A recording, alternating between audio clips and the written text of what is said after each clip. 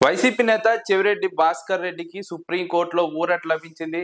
Liquor కేసులో Chevireddy Bhaskar Reddy arrest అయ్యారు. Arrest అయినప్పటి నుంచి వెన్ను నొప్పితో బాధపడుతున్నటువంటి నేపథ్యంలో చికిత్స కోసం తనకు బెయిల్ ఇవ్వాలని చెవిరెడ్డి భాస్కర్ రెడ్డి విజయవాడ ఏసీబీ కోర్టులో పలుమార్లు పిటిషన్ దాఖలు చేశారు. విజయవాడ ఏసీబీ కోర్టు బెయిల్ ఇవ్వడానికి నిర్ణయం తీసుకున్నప్పటికీ హైకోర్టు ఆ నిర్ణయాన్ని వ్యతిరేకించింది. ఎందుకంటే మిథున్ రెడ్డి బెయిల్ అంశంపై నిర్ణయం తీసుకునేంత వరకు లిక్కర్ కేసులో ఉన్నటువంటి ఎవరి బెయిల్ పైన నిర్ణయం తీసుకోవద్దంటూ విజయవాడ ఏసీబీ కోర్టుకు హైకోర్టు ఆదేశాలు ఇచ్చింది. ఈ నేపథ్యంలో విజయవాడ ఏసీబీ కోర్టు చెవిరెడ్డి భాస్కర్ రెడ్డికి బెయిల్ ఇవ్వడానికి నిరాకరించింది.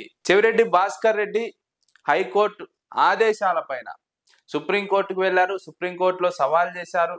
సుప్రీంకోర్టు ఈ అంశం పైన విచారణ జరిపింది. విచారణ జరిపి ఇతరుల బెయిల్ తో సంబంధం లేకుండా చెవిరెడ్డి భాస్కర్ రెడ్డి బెయిల్ అంశం పైన నిర్ణయం తీసుకోవాలని ట్రయల్ కోర్టు అయినటువంటి విజయవాడ ఏసీబీ కోర్టుకు ఆదేశాలు ఇచ్చింది.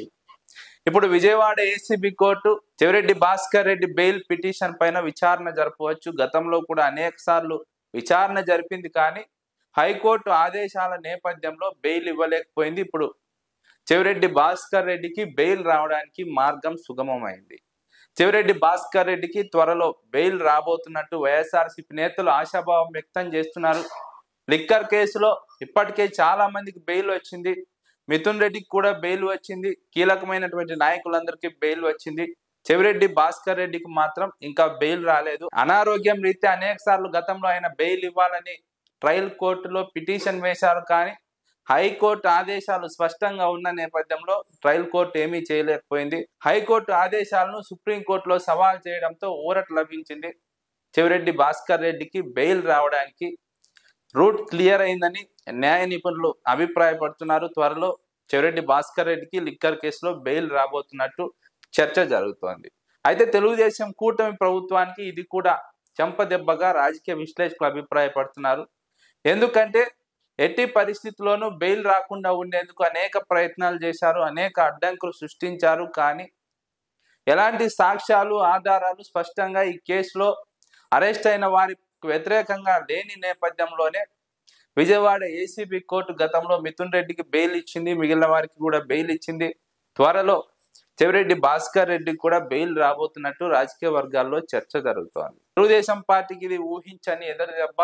అందుకే కల్తీ మద్యం కేసులో వైఎస్ఆర్సీపీపై నిందలు మోపే ప్రయత్నం చేస్తుంది. లిక్కర్ స్కామ్ లో ఏం లేదని తేలింది. ప్రజలు కూడా ఇదంతా కట్టుకథ అని నమ్ముతున్నారు. కాబట్టి ఈ అంశంలో వైఎస్ఆర్సీపీని ఏమీ చేయలేకపోయాము, అందరూ కూడా బెయిల్ పైన వస్తున్నారు.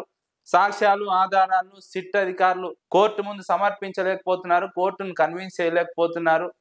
కాబట్టి ఇదొక పేలవమైన ప్రదర్శనగా మిగిలిపోతుంది. తెలుగుదేశం కూటమి ప్రభుత్వానికి అపకీర్తిగా మారుతుంది. వైఎస్ఆర్సీపీపై అనవసరంగా బురద జల్లామని ప్రజలు భావిస్తారు.